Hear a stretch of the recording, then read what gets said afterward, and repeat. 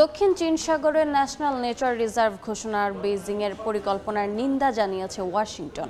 এই পদক্ষেপকে সরাসরি বেআইনি বলে আখ্যা দিয়েছে ফিলিপিন্স। চীনের রাষ্ট্রীয় কাউন্সিল ঘোষণা করেছে বিতর্কিত স্কারবোরো শোলে গড়ে তোলা হবে ৩,৫০০ হেক্টরের অভয়ারণ্য। পরিবেশ সুরক্ষার নামে ঘোষিত এই উদ্যোগকে ভূখণ্ড দখলের অজুহাত হিসেবে আখ্যা দিয়েছে ফিলিপিন্স।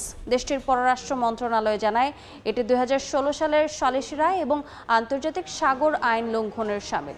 বেজিংয়ের এই পরিকল্পনার বিরুদ্ধে ওয়াশিংটন প্রকাশ্য সমর্থন দিয়েছে ম্যানিলাকে।